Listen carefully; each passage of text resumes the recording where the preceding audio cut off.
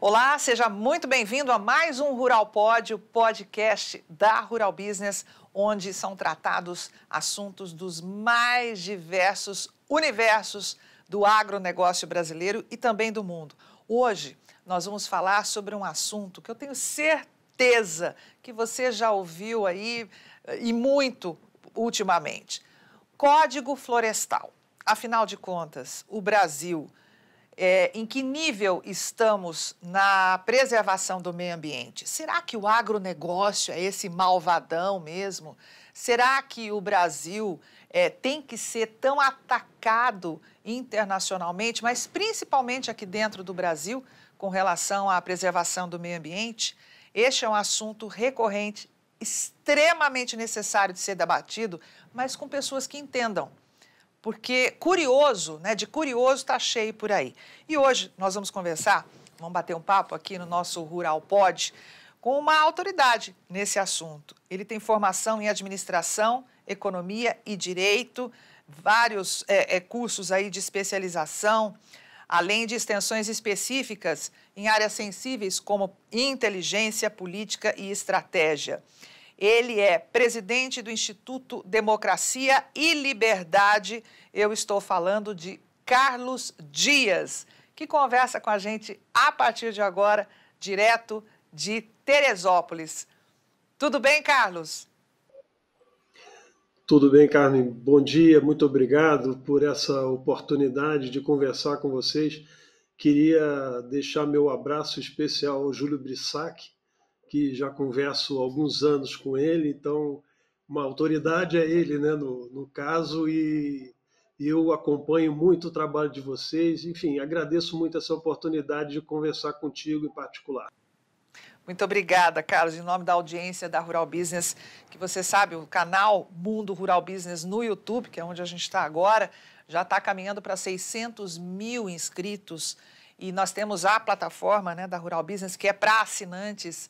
Então, nós temos aí um diálogo aberto com os nossos assinantes e também com quem confia no trabalho da Rural Business há 35 anos atuando no agronegócio. E a gente sempre se apega, busca como fonte de informação as pessoas que entendem dos mais diversos assuntos. E você, Carlos, o que traz hoje aqui para a audiência dos nossos ouvintes e espectadores, enfim, dos nossos assinantes e quem aí está com a gente no canal Mundo Rural Business, é justamente um e-book que você lançou pelo IDL, que é o Instituto Democracia e Liberdade, que se chama Código Florestal, o imposto invisível sobre a Amazônia. Antes da gente falar que vai ser o grande tema, desse bate-papo de hoje, eu tenho duas perguntas para te fazer, para a gente abrir a nossa conversa. A primeira, a Rural Business, você falou que conversa com a Rural Business já há bastante tempo. Existe algum acerto comercial entre o IDL, que você é presidente, e a Rural Business? Foi pago alguma coisa de parte a parte para você estar aqui hoje? Não, de jeito nenhum. Eu citei isso porque antes mesmo de eu ter o Instituto, eu já acompanhava vocês e tive o privilégio de trocar algumas informações sobre o setor agro com o Júlio Brissac. Eu participei de um canal de grande repercussão também nacional e internacional. Então, quando a temática do agro era imposta a nós, no sentido positivo dessa expressão, eu conversava com o Júlio Brissac, eu tenho o telefone dele direto, então ligava para ele para me ajustar, para compreender melhor. Então, nesse sentido, é a única relação, e é uma relação que eu diria de um grande serviço de utilidade pública que vocês prestam a todos nós, notadamente aos seus assinantes, mas também tem muita coisa do seu canal aberto que enriquece aqueles que querem conhecer um pouco dessa atividade fenomenal que alavanca o Brasil e tão maltratada por esse sistema de governo presente hoje. E outra pergunta, Carlos. O nome do nosso podcast é Rural Pod. A pergunta que eu vou te fazer, a segunda, de abertura do nosso bate-papo aqui. o que o rural ou o mundo rural não pode? O mundo rural não pode, na verdade, continuar sendo tratado da forma que, não só internamente, até as nossas instituições que trabalham no campo rural, eu diria nossas federações, confederações, que se tornaram uma espécie de CUT, né, da produção. Na CUT, que eu quero dizer, Central Única dos Trabalhadores, né, não estão brigando de maneira verdadeira com as instituições que têm criado barreiras enormes, né, barreiras internas enormes ao desenvolvimento do país, que o agro é esse pulsar, é essa força. Então, o agro não pode mais se submeter a essas políticas que o governo, notadamente esse de esquerda e do PT em particular, tem colocado ao longo de tantos anos. E fazendo um link rapidamente com a nossa temática, nós vamos perceber que uma das maiores barreiras que nós temos é o Código Florestal. É, nós temos muito mais barreiras internas a superar do que propriamente aquilo que os países em acordos comerciais impõem ao Brasil. Então, é a razão até desse livro e, como você me perguntou, o que não pode? O Brasil não pode mais continuar dessa forma, os nossos empresários têm que se libertar das amarras do Estado e têm que começar a trabalhar com o grande potencial que eles têm nas mãos, né, que é exatamente tudo isso que foi produzido, que não teve nenhum incentivo do Estado brasileiro, ao contrário, foi empreendedorismo puro, aberto, né, vamos chamar assim, de veias abertas ao desenvolvimento e à segurança alimentar do Brasil, que o governo contribuiu absolutamente nada. Então, a gente tem que sair dessas amarras, criar sistemas de financiamentos novos, avançar em linhas de enfrentamento político e reformar o Código Florestal, porque isso vai dar liberdade, crescimento, emprego, ocupação, soberania territorial ao país.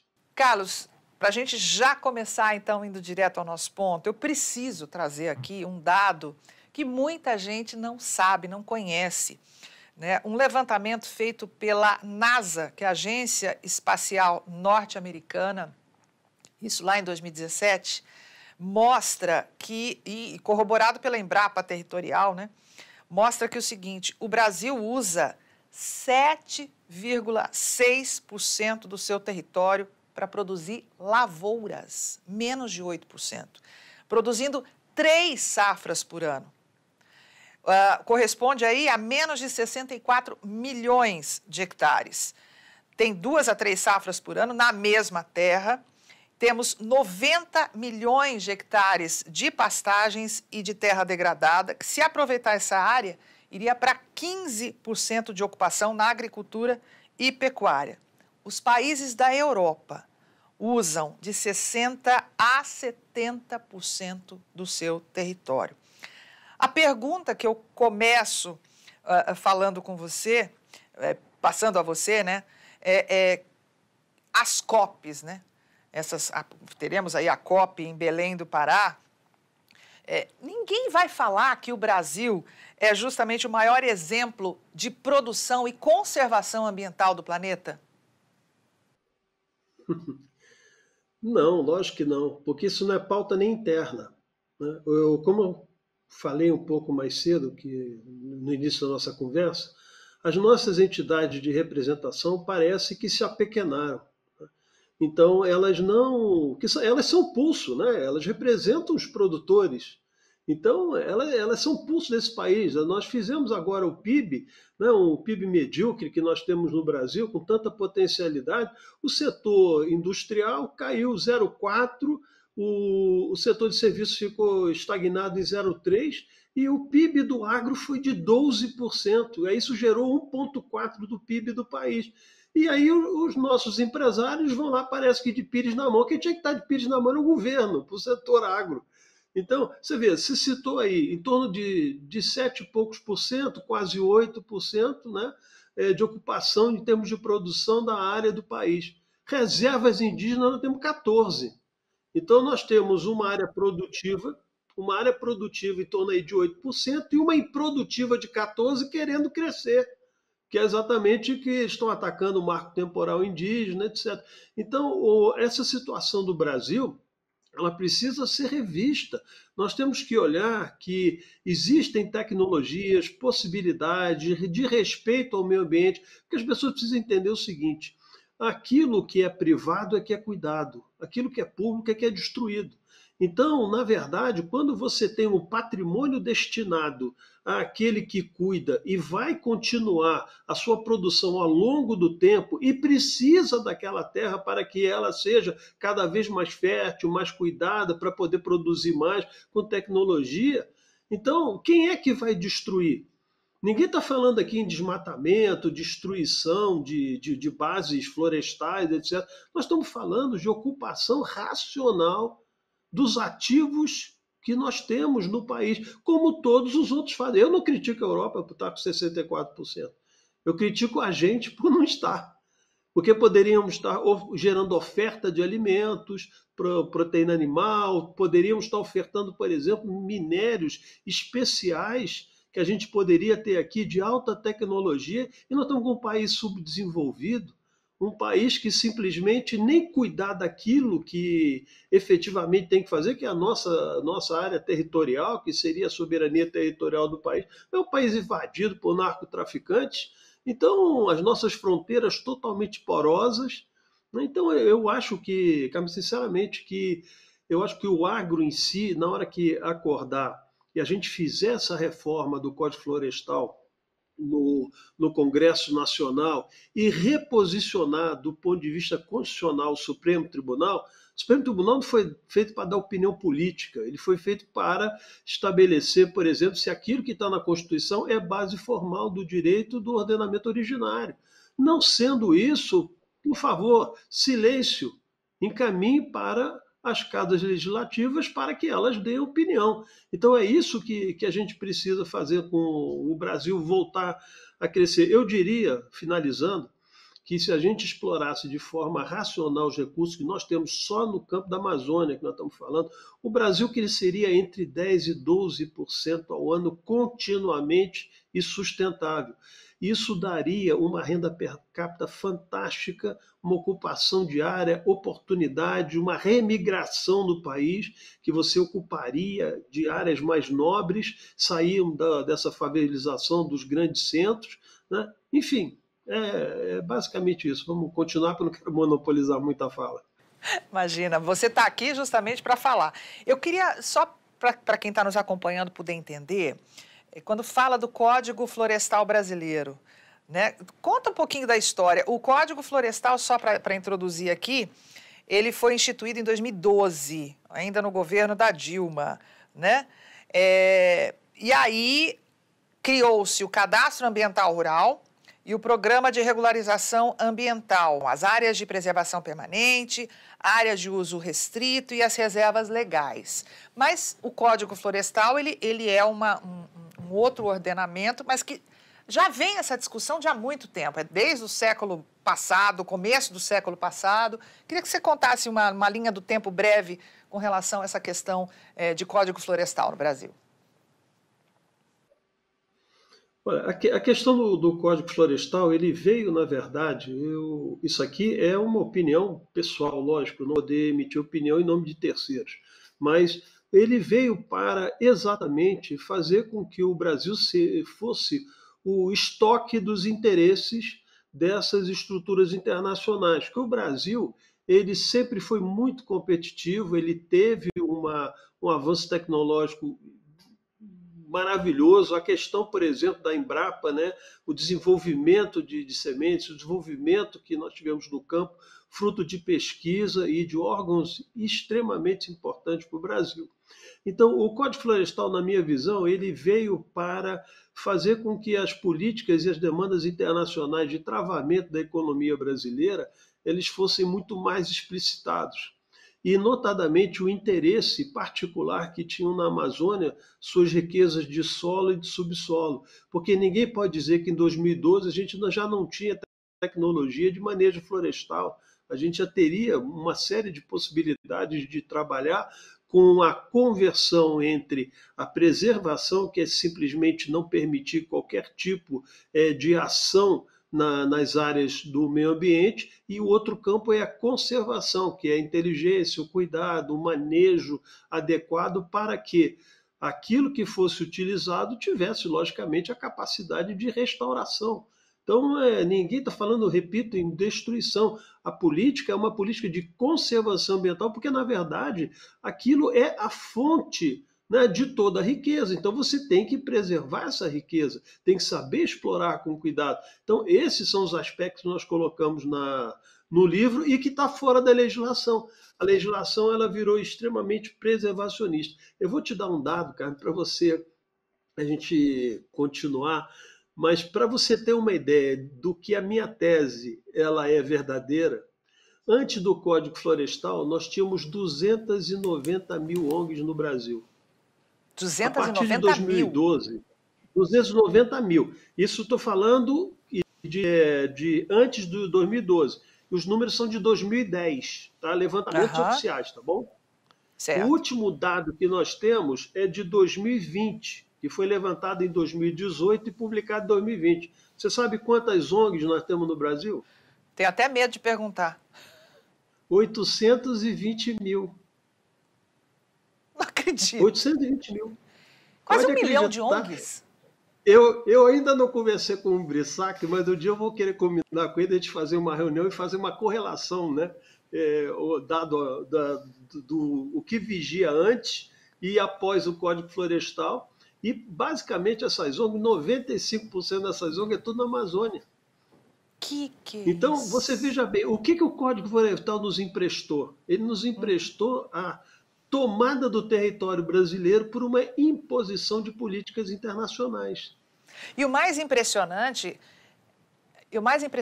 Carlos, é justamente isso. É um assunto que, se você tocar, ele é tão maniqueísta, as pessoas têm uma visão tão maniqueísta, ou sim ou não, que se você questionar o Código Florestal, você já é visto como fascista, como depredador, como, enfim, aquela coisa de que quer desmatar, você quer acabar com tudo. Não é assim que é visto? Eu imagino você, deve ser visto assim. Não, inclusive o seguinte, são pessoas que você às vezes não consegue colocar o artigo, né? Se é masculino, feminino. Você chama de O quem é A e você chama de A quem é O. Então, eu acho que essa discussão, para mim, é extremamente relevante, não leva a menor consideração, e inclusive pelo fato de que eles escolhem, né, quais são os interlocutores que eles querem.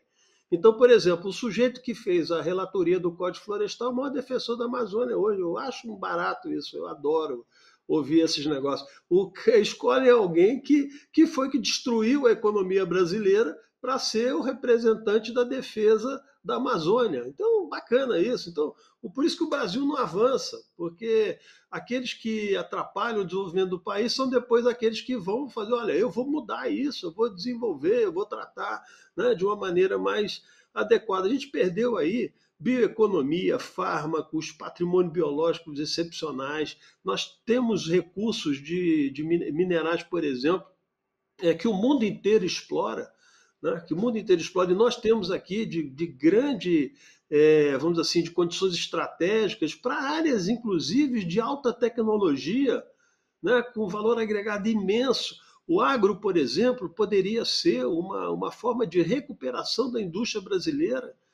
A questão, por exemplo, não só da agroindústria, mas também, por exemplo, a exploração de recursos naturais da Amazônia, energia, por exemplo.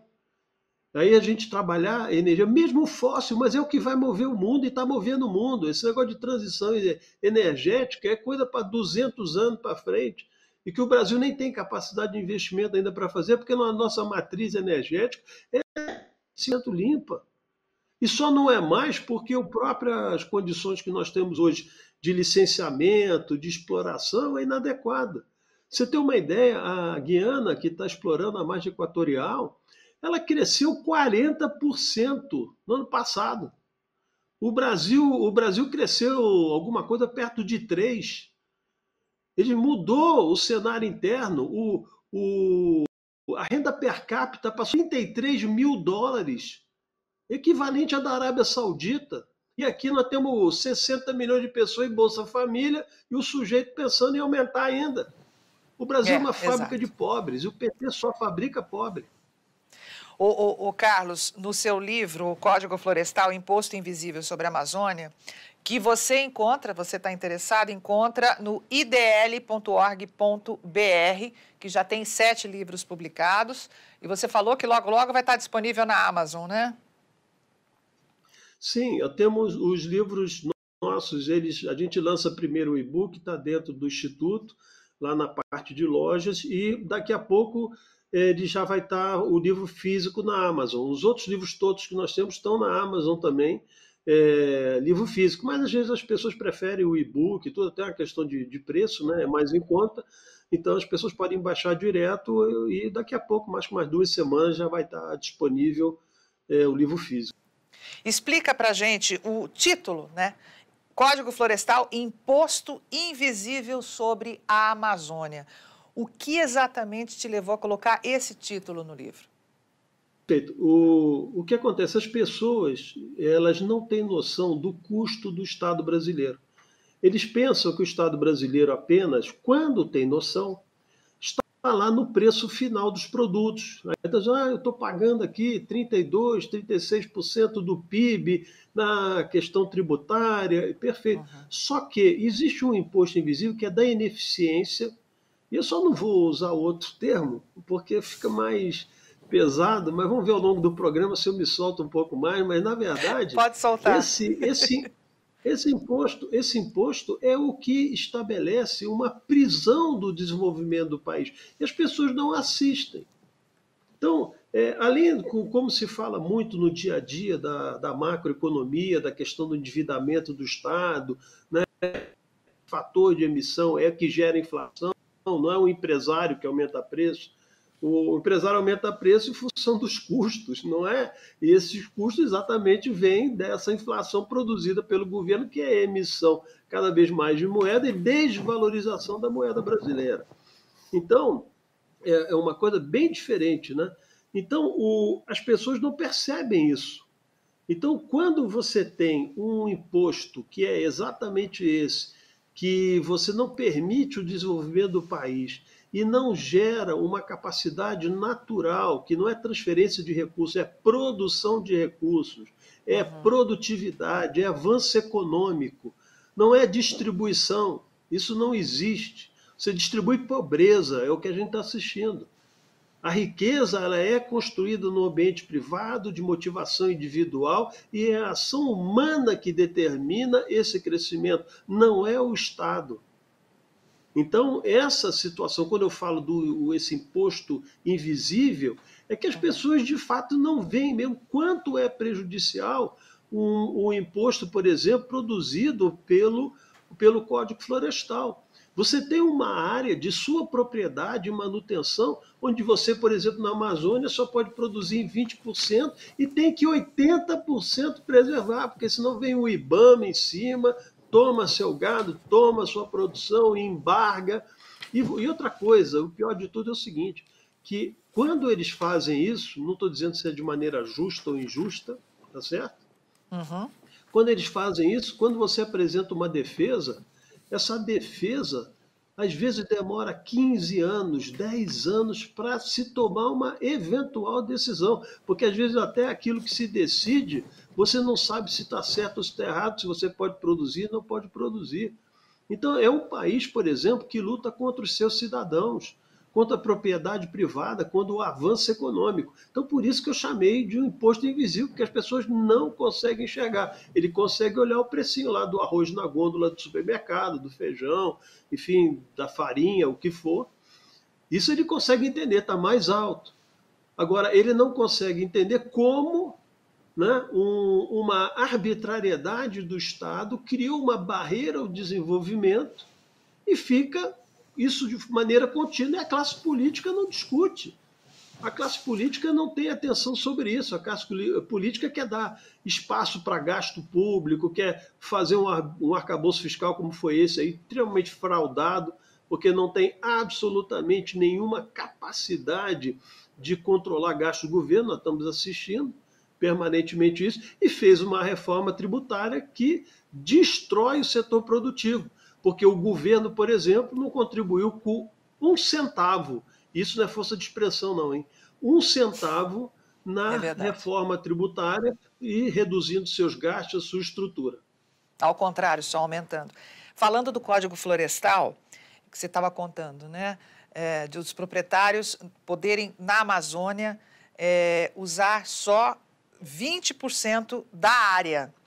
Para a gente entender aqui, propriedades situadas nas áreas de Mata Atlântica, 20% da propriedade deve estar coberta por vegetação nativa em áreas de reserva legal ou preservação permanente. Portanto, Mata Atlântica pode produzir em 80%, tem que preservar 20%. No Cerrado, a porcentagem é de 35%. E na Amazônia, 80%, o que dá uma média aí de 50%, vamos colocar, passando a régua, 50% do território brasileiro. Para a gente fazer uma analogia aqui, é a mesma coisa assim, se você tiver uma casa com 5 quartos, né, se você tiver na Amazônia, você só pode usar 1 quarto. Isso. Né? Você só pode usar 1 quarto, só que você tem que limpar, mobiliar, pagar a luz, pagar tudo dos outros 4 quartos, mas você só vai poder usar 1. Né? Então, é essa conta que não bate, é essa conta que não fecha, porque o produtor brasileiro, e aí vamos colocar como produtores também a população amazônica, né? Nós temos o quê? Mais de 20 milhões de pessoas morando nessa região, né, Carlos? Que não se fala lá fora. 30 milhões. Nem aqui dentro do... 30 milhões de pessoas. Ou seja, não se fala lá fora e nem aqui dentro, mantendo a população brasileira numa ignorância para justamente poder manipular essa informação. E aí são pessoas, nós temos populações indígenas querendo plantar, querendo produzir. Nós temos a população ribeirinha querendo também evoluir, andar para frente. Um escândalo agora que estourou recentemente, o seguro-defeso, né? Não bastasse o INSS, os nossos aposentados e pensionistas brasileiros sendo lesados mais uma vez, o seguro-defeso só no Maranhão são menos de, vamos colocar aí arredondando, 600 barcos cadastrados, 600 barcos, sendo que tem quase 600 mil pescadores recebendo o seguro-defeso, que dá em torno de um salário mínimo por mês durante 6 meses. Então, estão quase 1.000 pescadores em cada barco. Nós estamos vendo, isso é um exemplo do estado do Nordeste, então são quase 800 mil ONGs, depois da instalação do Código Florestal, né, da aprovação do Código Florestal brasileiro. É uma dilapidação do Estado brasileiro, cotidianamente. Associado a isso, o crime organizado entrando, ou já emaranhado, no bioma, na Amazônia, ali naquela região. E mesmo assim, ainda é uma região que respira. Você fez um mapeamento para escrever o seu livro das necessidades hoje da população amazônica, né? O que você destaca para a gente diante desse muro de dificuldade? Olha, um dos pontos eu acho que mais central, que talvez as pessoas também não percebam, é a situação da segurança nacional. Uhum. Aquilo ali, a Amazônia, ela está sendo alienada. Então, nós temos que estabelecer como território, ou restabelecer como território brasileiro. Porque as pessoas não imaginam, as ONGs operam, perfeito, elas operam livremente, só que elas, embora elas não sejam diretamente ligadas ao Estado, mas funcionam como paraestatal, tem todo o apoio das estruturas. E o pior do que isso, Carmen, é o seguinte, é que esse processo de ocupação do Estado brasileiro, desses xiitas ecológicos, vem ao longo de 20, 30 anos. Fizeram concurso público. Essa gente hoje usa uma arma e expulsa um produtor rural. porque não recebe ordens aqui simplesmente do Ministério Público ou da lei brasileira, ele recebe ordens sim de interesses internacionais que fazem com que essas proteções paralelas que as tais ONGs operam e utilizem até as suas capacidades postulatórias nos tribunais. Como você está vendo a Ferrogrão sentada, né? O ministro sentou sobre a decisão, tá certo? Decisão monocrática, que impõe ao agro brasileiro um peso fortíssimo, né, de um problema logístico, construção de preço. Agora você vê, você citou a questão da carne, um exemplo extremamente didático. Você vê como nós somos capazes, nós somos um dos maiores produtores, o maior produtor de alimentos do mundo, e com essas barreiras internas. Não foi a União Europeia que diz assim, não pode exportar para cá, não, então você vai se deslocar e ir para a China, etc. Não foi só isso.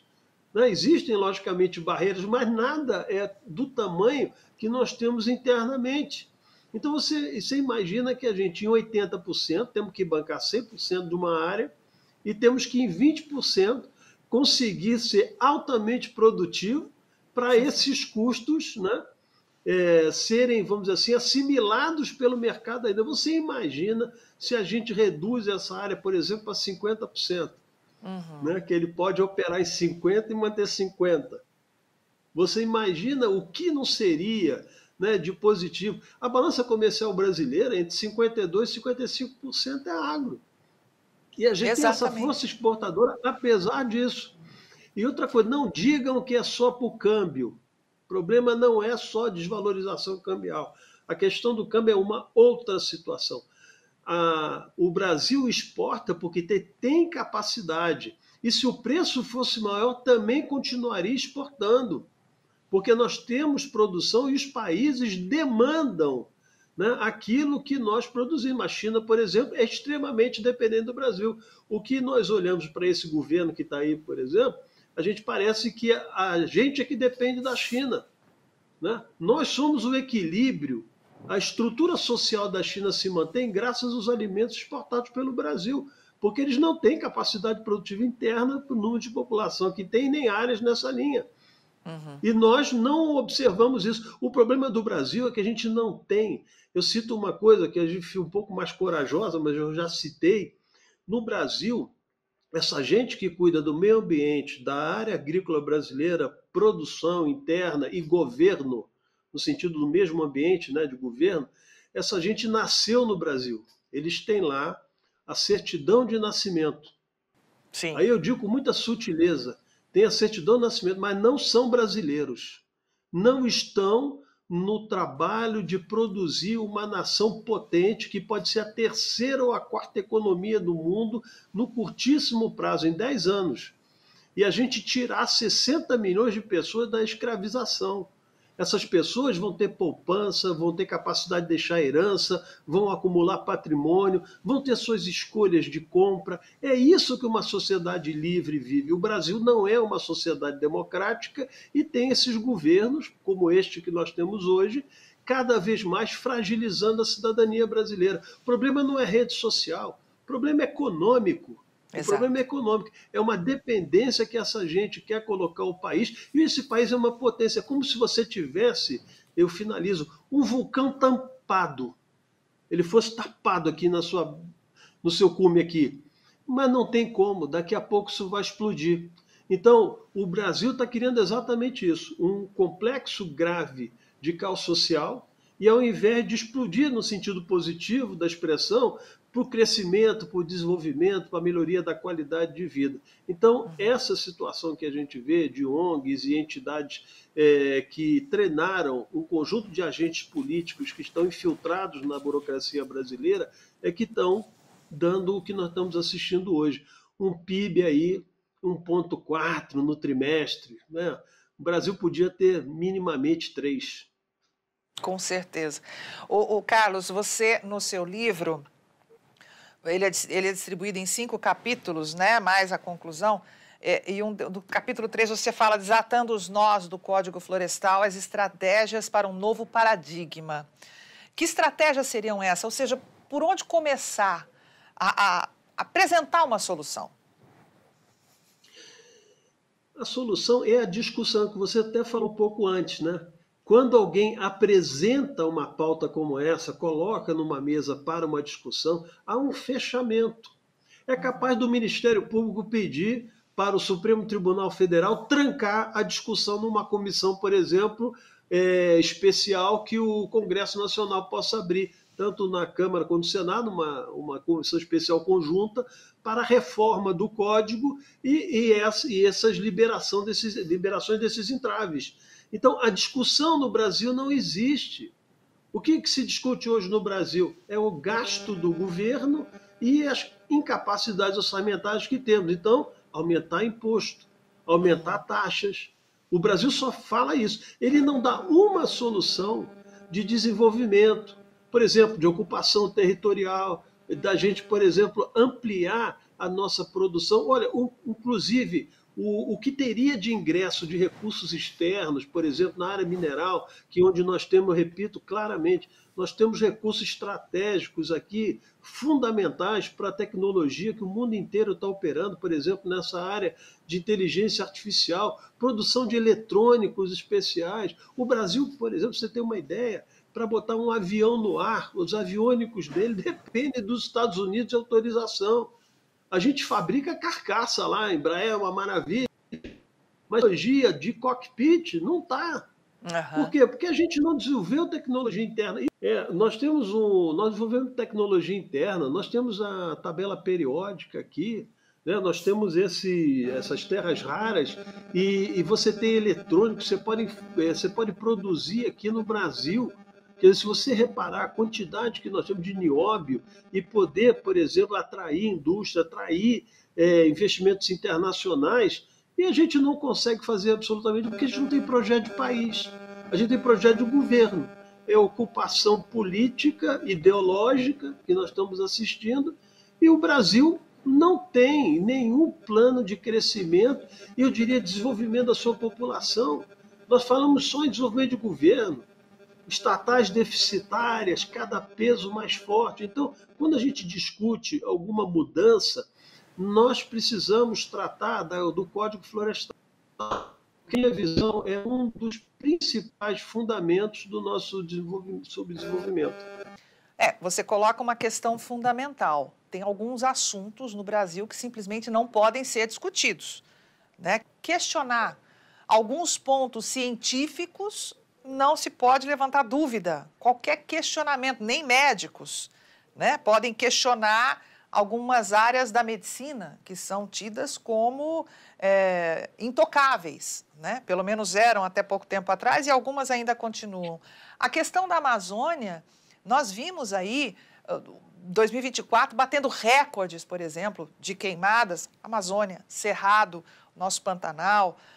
Nós temos visto áreas degradadas aumentando também. E nós não temos os famosos artistas que cantavam musiquinha e gravaram peças comerciais. Não temos mais aqueles ativistas internacionais que adoram um holofote. Parece que ficou muito evidente que a questão é política. Ninguém se preocupa com realmente o bem-estar do ser humano e a preservação da natureza. Ninguém está preocupado com o desenvolvimento humano e o desenvolvimento econômico. É uma grande hipocrisia, é isso?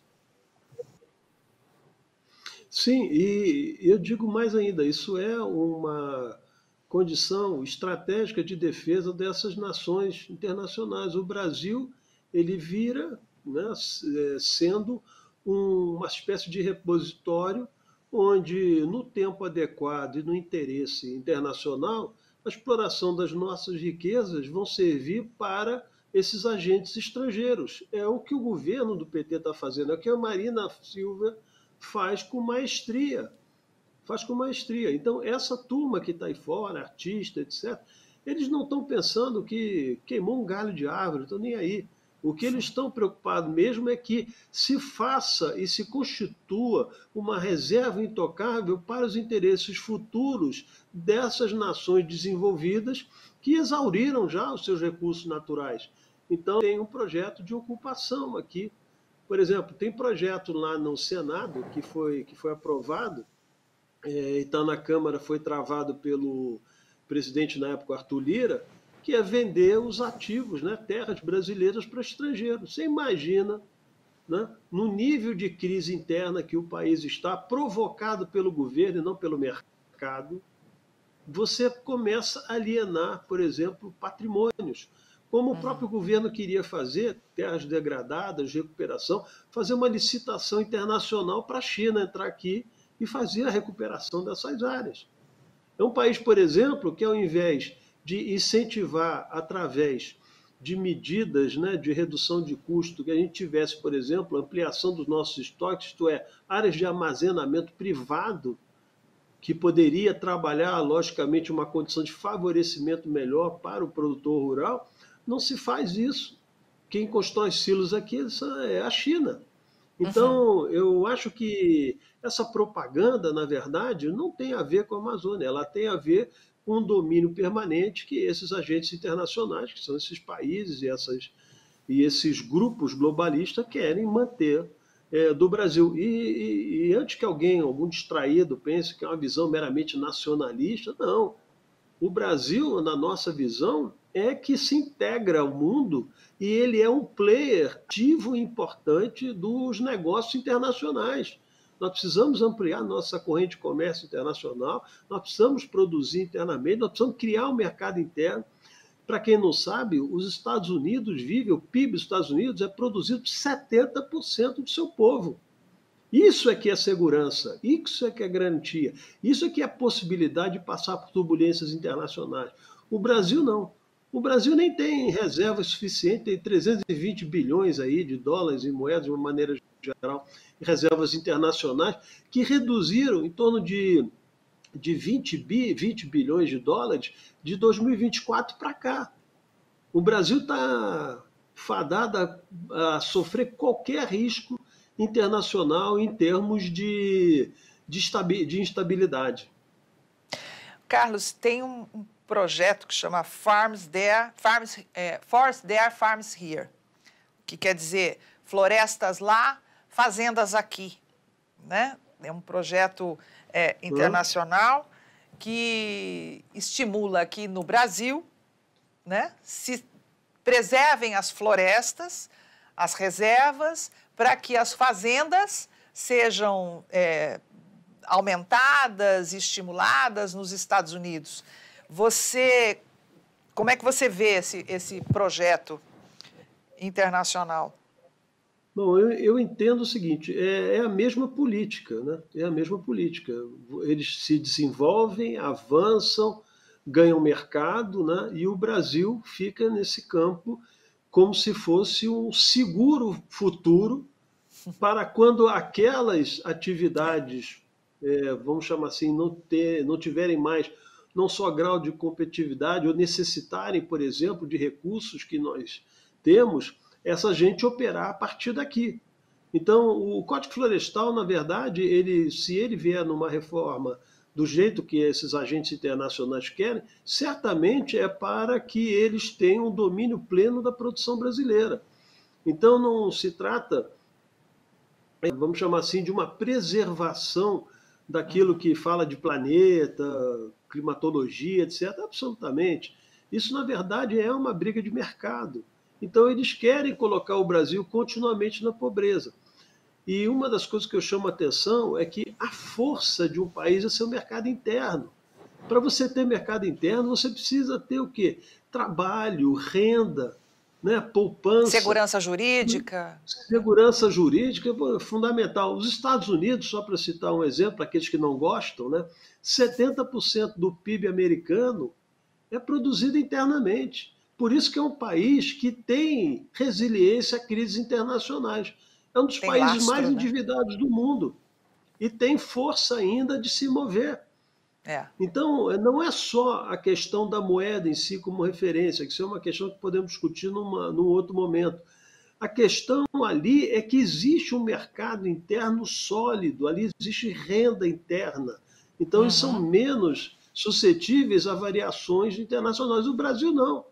O Brasil ele é totalmente suscetível às ondulações e os humores do mercado, quer seja financeiro, especulativo, e quer seja mesmo de ordem de produção, de situações, por exemplo, que podem ocorrer, eventualmente catástrofes, etc. Então, o Brasil tem uma reserva internacional baixíssima para os padrões, né, que um país de potencial que o Brasil tem, e ele cada vez mais está reduzindo esse final do ano de 2024, nós tínhamos em torno de 360 bilhões, hoje nós temos 340 bilhões de dólares de reserva. Perdemos 20 bi aí em função de quê?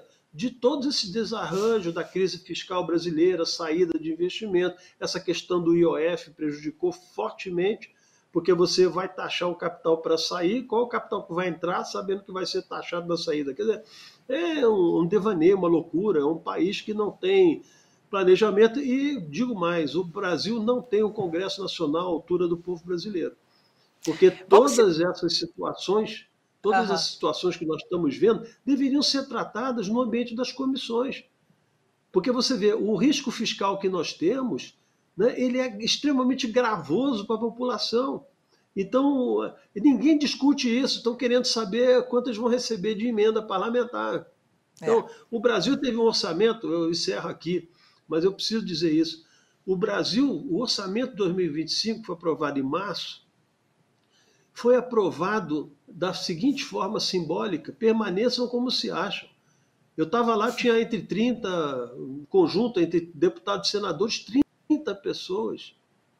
Na peça mais importante que destina recursos, define prioridades, permaneçam como se acham. Meu Deus. E aí depois reclamaram. E esse orçamento, aí, desculpa, 15 bi de superávit, que era a previsão orçamentária, em maio já estava com 60 bi. Então, quer dizer, é uma classe política, meu Deus do céu, né? Vergonhosa. Sofrível, né? Carlos, eu queria trazer um exemplo aqui, internacional, o Seminole, né? A tribo indígena americana, que se desenvolveu na Flórida no século XVIII. Hoje eles vivem em Oklahoma, compreendem 3 tribos reconhecidas, né? E é um grupo independente. E aí, o que acontece? Eles sofreram, né, com toda aquela conquista, né, do oeste americano, foram quase dizimados, mas, enfim, sobreviveram. E eles, na década de 70, eles começaram a realizar pequenos jogos de bingo em suas reservas para arrecadar fundos. Venceram ações judiciais para substituir jogos indígenas em suas terras soberanas, né? Muitas tribos dos Estados Unidos também adotaram essa prática, onde leis estaduais regulamentam, no caso lá, os jogos de azar, a fim de gerar renda para bem-estar, educação e desenvolvimento. É uma outra visão, né, que os americanos têm. A tribo Seminole, na Flórida, tem tido sucesso particular com estabelecimentos de jogos de azar. Em 2007, eles adquiriram a rede Hard Rock Café, né, com diversos cassinos, resorts, ou seja, eles fizeram a maior negociação da história, uma tribo indígena. E hoje esses projetos financiam museus, financiam toda aquela tribo indígena. Eles têm uma renda per capita assim, de milhares de dólares para cada indígena, né, da tribo Seminole.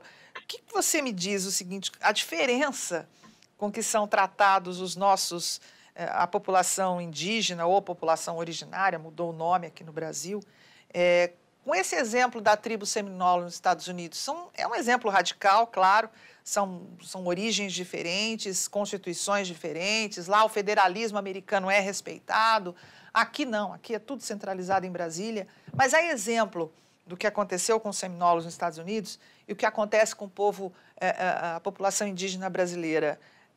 São universos completamente diferentes, né? Sim, mas uma coisa importante, a Constituição fala índios, tá? Então não existe nenhum problema de linguagem nosso. Esse negócio de povos originários, eu prefiro me referir a Adão e Eva. Então não vejo esse negócio de povos originários. E outra coisa... É a manipulação da linguagem, né? Controla o que fala, controla o vocabulário. Sim, eles são brasileiros como nós e têm o direito ao desenvolvimento, ao conhecimento, tem o direito a sua propriedade. O governo brasileiro é um estelionatário, porque ele cria terras indígenas, reservas indígenas, mas só que é tutela da União. Ora, se a terra indígena é minha, se eu sou índio, né? Então eu tenho direito àquela terra. E o fruto do trabalho, a exploração econômica, é natural para a minha renda. Então, não, você amplia 14% do território brasileiro reserva indígena, e você, se for produzir ali, ou vai ser preso, ou então vai ter que produzir alguma coisa de maneira irregular. Né? E aqueles que conseguem fazer alguma coisa ainda tem o Ministério Público em cima, atuando cada vez mais, né, para inibir a atividade econômica. A Raposa Serra do Sol foi um exemplo, né? Os arrozeiros. A Raposa né? Serra do Sol foi um escândalo eu diria, do ponto de vista da segurança nacional. Você demarcar área fronteiriça, retilínea. E ali, por exemplo, falando da produção de arroz, o mercado interno brasileiro sentiu fortemente a crise e os próprios indígenas que trabalhavam naquela operação, que não tem emprego, ficou tudo. Você vai lá, você olha lá, está tudo degradado, não tem absolutamente nada. Expulsaram os produtores. Vamos relembrar para quem não vai recordar desse episódio da Raposa Serra do Sol, a reserva. O que aconteceu, resumidamente, Carlos?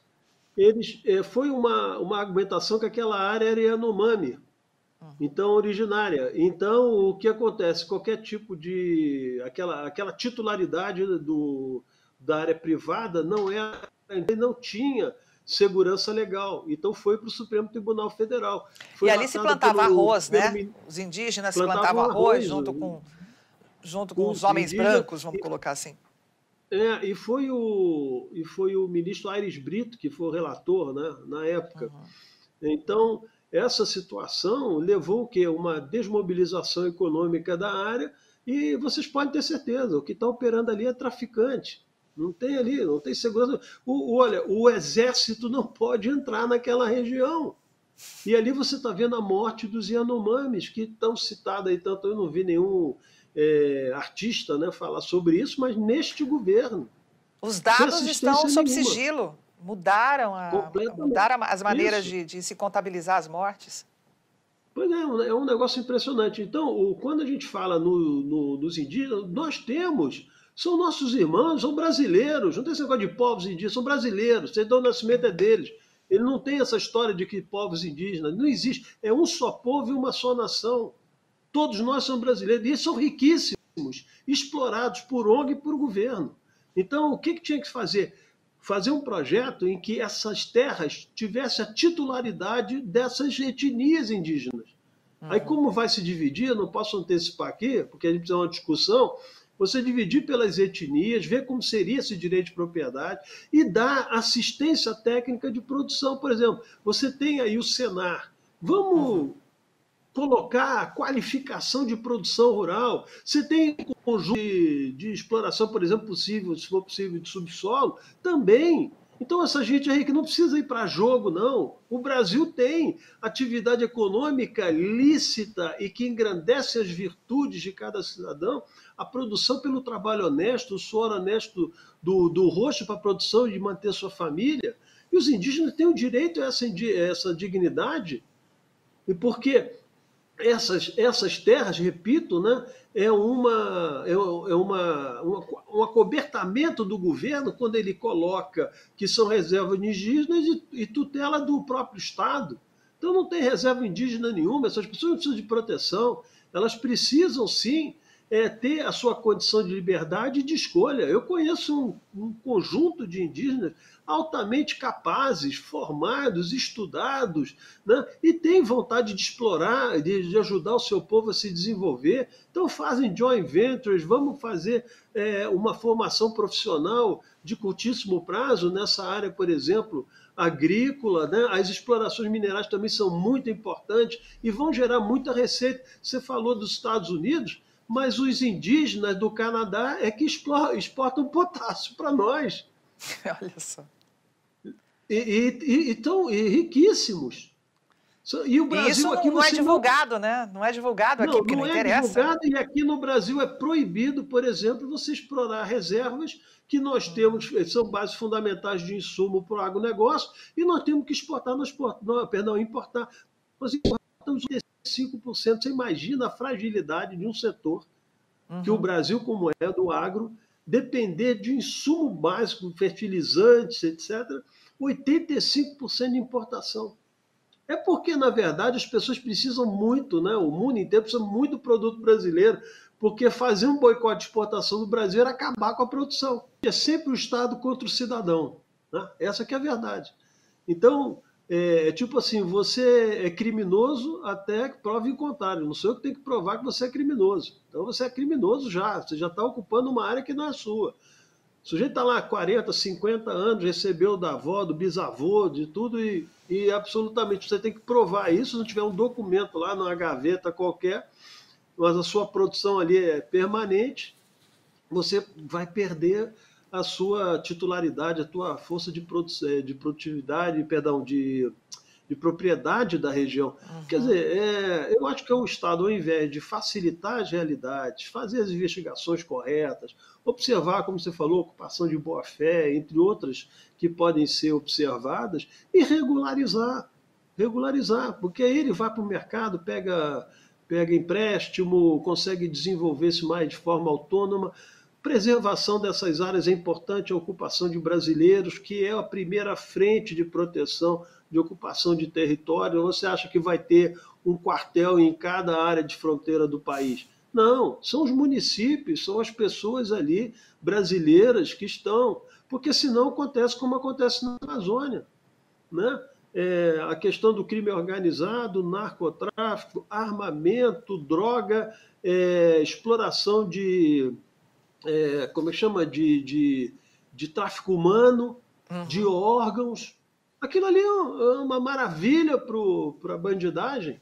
E está preocupado simplesmente se, de repente, um galho de árvore aí, o sujeito não prestou atenção e cortaram lá na área de produção dele, que devia ser preservada.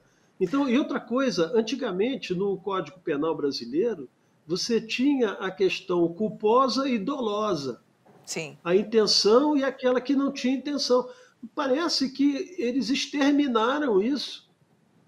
Então, qualquer coisa que pode acontecer por um mero acidente, né, que não foi a vontade direta da Já é execução daquele doloso, né? ato, que embora vira tudo doloso no país, É com principalmente nessa intenção. área ambiental. Ô, Então Carlos, é complicado.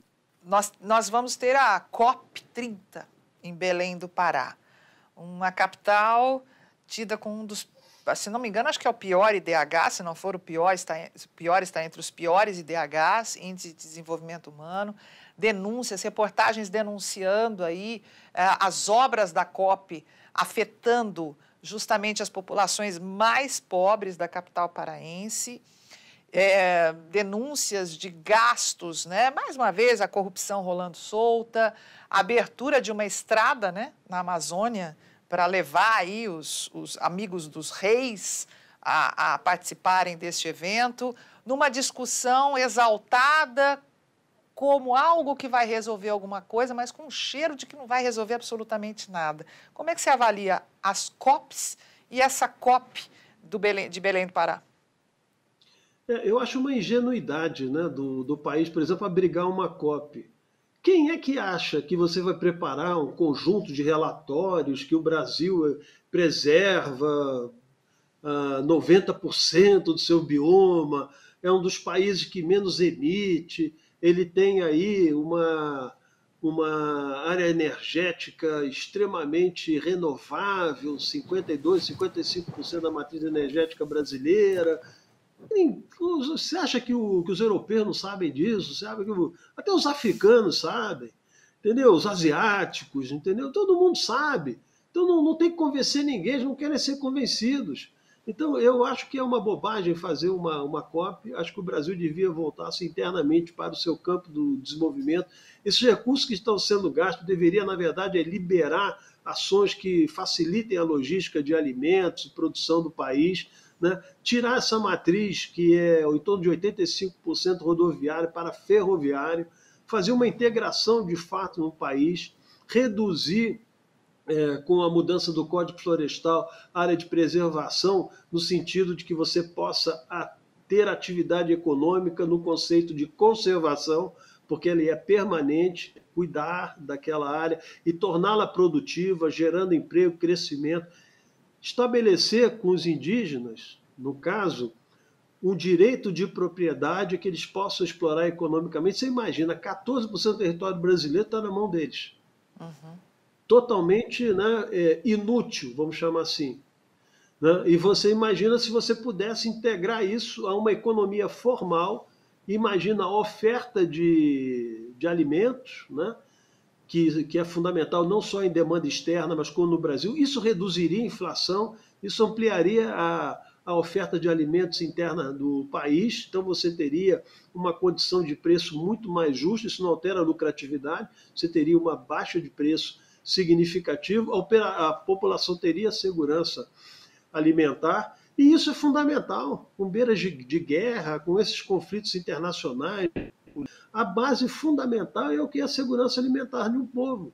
Porque você imagina, por exemplo, se acontece uma explosão no que está sendo colocado, por exemplo, como um ensaio mais forte, né, de guerra no Oriente Médio, isso espalhar, por exemplo, o leste europeu com uma pressão mais forte da Rússia, aí entra a OTAN, a China vai e avança sobre Taiwan. O Brasil é um país que teria minimamente a capacidade de atender às suas necessidades internas de alimento, que é a segurança fundamental. Fundamental. Então, nós estamos brincando com isso, né? Aí estamos discutindo se você pode ou não pode falar na rede social, né? Se você usar o artigo, né, masculino ou feminino para aquilo que biologicamente está condenado a ser o que é mesmo, né? São cortinas de fumaça. Nasceu daquele jeito, né? É daquele jeito, não tem jeito. O Brasil está discutindo essas coisas. São cortinas de fumaça, né, Carlos, que são colocadas aí, são jogadas. Eu falo que é o gás de pimenta, né? Jogam na nossa cara, a gente fecha o olho e fica ali preocupado com aquela dor, mas esquece do que está acontecendo além dessa fumaça. Necessariamente passa por essa discussão do Código Florestal. Como é que está? Você tem agido, você é um ator muito importante nessa construção.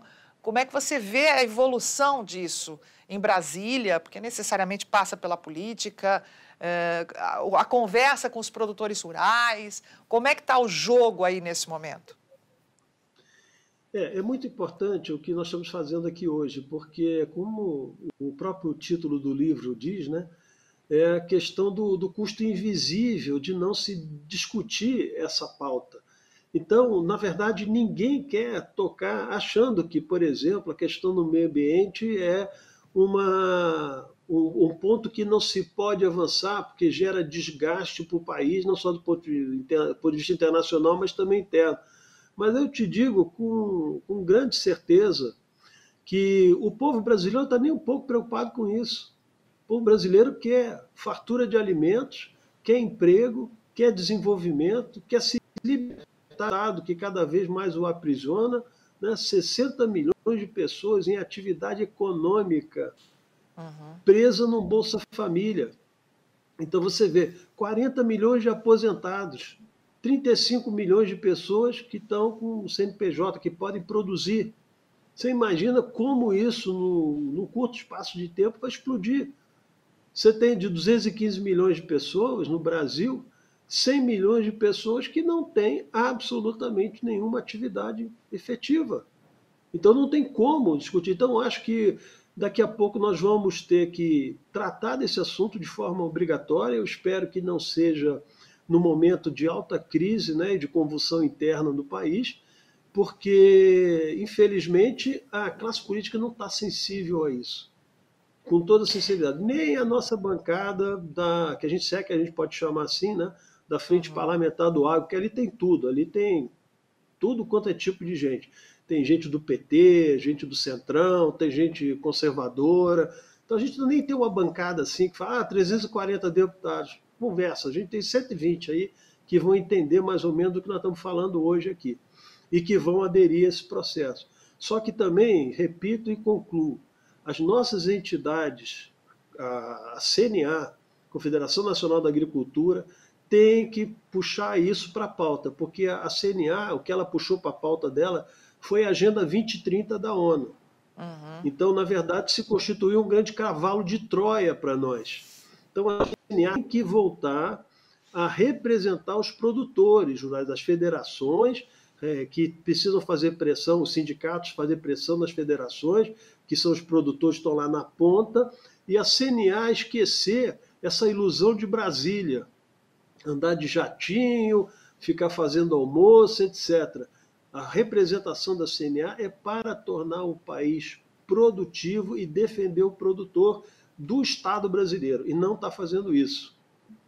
E como é que o produtor rural, quem cria gado, quem cria animais, quem cultiva o solo nas mais diversas áreas da agricultura brasileira, piscicultura, enfim, nós temos tantas atividades agrícolas e do agronegócio brasileiro funcionando, a cadeia do agronegócio, né? Que a cidade depende do campo. As pessoas não entendem isso, elas acham que a comida surge na gôndola do supermercado, né? Não conseguem olhar para trás, ver que existe um campo que trabalha, faça chuva, faça sol, tem estiagem ou tem enchente, e tem que continuar produzindo. O que a pessoa que está lá produzindo ou que faz parte dessa cadeia do agronegócio deve fazer a partir de agora? A grande questão e desafio que eu vejo é que os nossos produtores, eles trabalham muito a porteira para dentro. Mas com essas pressões que nós estamos vendo do governo, essas crises, a questão do direito de propriedade, por exemplo, que afeta muito, a questão da regularização fundiária, estão começando a se organizar melhor e questionar suas representações. Esse é um grande ponto.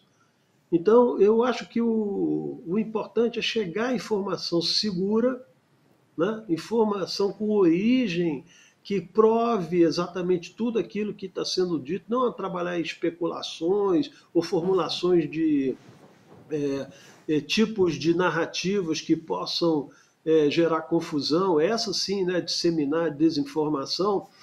Eu acho que eles devem, na própria base, começar a questionar as suas representações, quer sejam elas políticas, quer sejam elas formalmente, né, institucionais. Então, a partir daí, eu acho que vai haver uma tendência à questão da reforma do Código como uma espécie de sobrevivência do setor e, eu diria, de ampliação de sua competitividade, embora já seja muito boa, mas o grande problema nosso são, repito, as amarras internas, as barreiras internas impostas pelo Estado que impedem o crescimento.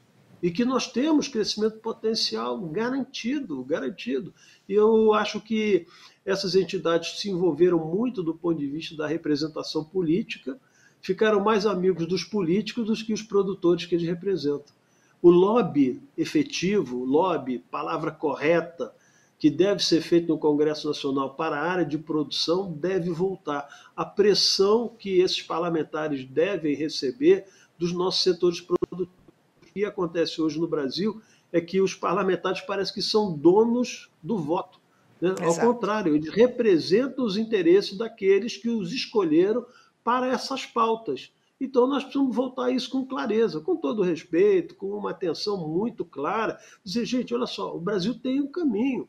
O caminho não são as emendas parlamentares, não é você chegar e ficar destinando caixa d'água para município, entendeu? Não, a questão não é essa. Né? É você botar um país livre, desamarrado, desburocratizado, sem essas amarras que o centro do poder, né, faz para que o quê? Se torne o povo brasileiro cativo, setores cativos, que a gente não chegou a discutir aqui, mas numa outra oportunidade tem que discutir, que são as verdadeiras auditorias dos recursos que são dados pelo Estado em benefício de algumas atividades econômicas. Na minha visão, inconcebível terem renovado, por exemplo, a questão da Amazônia, como é que chama? Tem um nome próprio lá, aquela zona da Amazônia lá, eu esqueci Zona agora Franca? o nome. Zona Franca de Manaus. Um absurdo você ter isso. Uma coisa que foi urdida ainda no final da década de 50. É E não verdade. teve ainda a capacidade de se manter em pé, e você ainda gera 70 anos. É. Quer dizer, quanto nós não estamos pagando por isso, que aí é esse custo invisível que a gente não enxerga. Mas é isso então. Ô Carlos, para a gente caminhar para o final, para dar um alento aí para o produtor rural, né, para o setor do agronegócio brasileiro, se ele olhar da porteira para fora, qual é o potencial que tem para se crescer? O que a agricultura pode ganhar, o que a pecuária pode ganhar com a reforma do Código Florestal? Primeiro que eles vão ter uma capacidade de produção de local já conhecido, né, que é exatamente não o baixíssimo investimento para ampliar, e você ter ainda uma clareza de que é mercado que tem alta demanda. Então, ninguém está investindo absolutamente em nada que gere risco ou não tenha certezas garantidas, vamos chamar assim, no pleonasmo, né? Uma certeza garantida de que aquilo que você produzir, você vai ter mercado. Então, na verdade, vai ser um grande alento. E não precisa E a gente desmatar nada, tem né? absolutamente, ele Ao contrário, simplesmente recuperar. recuperar e fazer uma composição dessa área de exploração. E também diz o seguinte, pelo volume de áreas que vão ser, vamos assim, vão estar disponíveis, precisa se dizer também que o processo econômico de exploração, ele demanda um certo tempo, não é da noite para o Uhum. dia. Então você tem um crescimento sustentável, cuidadoso, e você faz, logicamente, em cima de regras, né, que estão pactuadas e que são extremamente bem vigiadas no país. Aliás, é a única coisa vigiada no país é o meio ambiente. Né? Porque, a única coisa porque no Brasil a única coisa que opera livre é o crime organizado, É. né? De todas as formas e locais. Agora, o agro, se existe alguma competência de gestão, vamos dizer assim, policial sobre alguma determinada área, É o é do agronegócio. agronegócio. Então, eu acho que as expectativas são muito, muito positivas. O país é um país maravilhoso, de grandes possibilidades, só que nós precisamos, né, destravar essa mediocridade política e econômica que habita, né, no centro de Brasília, nessa elite, né, nessa elite Brasília. Tudo passa pela informação, que é isso que a gente está fazendo aqui, levando até você que está acompanhando esse bate-papo, esse podcast com Carlos Dias. Tudo começa pela informação, começa por você conhecer a abrangência, sair daquela bolha, né, da informação comercial, né, dos veículos comerciais de informação que replicam a mesma notícia, não mudam nem a manchete, né, e que degradam não o meio ambiente, mas degradam o agronegócio brasileiro, que justamente, como disse o Carlos, é um setor vastamente policiado, né? Se tem alguma coisa que funciona é justamente a investigação e o policiamento em cima de quem está produzindo no campo. Se você tiver essa informação, se você souber de fonte limpa e comparar uma fonte com a outra, compare. Né? Acompanhe aqui a Rural Business, acompanhe os podcasts, acompanhe o trabalho do Carlos Dias lá no Instituto Democracia e Liberdade, no IDL, e compare e tire as suas conclusões. Porque a partir do momento que você tiver informação limpa, vai ficar muito mais fácil de você identificar onde é que está aquela vírgula, sabe? Aquela manipulação. E a partir daí, quando você prolifera a informação limpa, a informação de verdade, a informação verídica, você vai conquistando novos adeptos daquela informação. E aí fica muito mais facilitado, pelo menos, o processo para a gente fazer mudanças. Essas mudanças que o Carlos está propondo já há tanto tempo, batalhando tanto, né, para que o Brasil... E quando a gente fala Brasil, a gente fala de cada um de nós, né, desses 213 milhões, 215 milhões de habitantes. E essa grande parcela... Eu falo que são heróis mesmo, né? De quem está no campo produzindo e quem defende o campo, quem defende a agropecuária brasileira, né? Que é exemplo para o mundo, né? Produzir até 3 safras com menos de 8% do território sendo usado para a agricultura, tendo 14% de terras indígenas e mesmo assim ser um grande player no mercado internacional, fornecedor de 1/5 dos alimentos que circulam pelo planeta, e mesmo assim resiliente, sobrevivendo e conquistando espaço ainda, é herói. Carlos, eu quero deixar você se despedir da nossa audiência aí, do nosso bate-papo, convidando as pessoas para conhecerem o IDL e conhecer as obras que você tem lá. Obrigado, Carmen, você por esse convite, por essa conversa. Nosso instituto trata do desenvolvimento do Brasil, não só do campo econômico, mas também da cidadania. Então você pode nos visitar, institutoidl.org.br. Aí você navega lá nas nossas abas, você vai ver as informações. Nós temos relatórios reservados sobre temáticas importantíssimas do campo da política, da geopolítica mundial, da economia.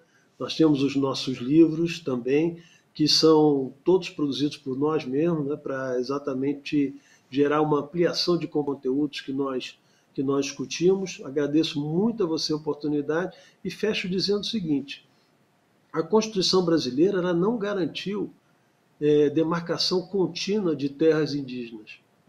Não, absolutamente não.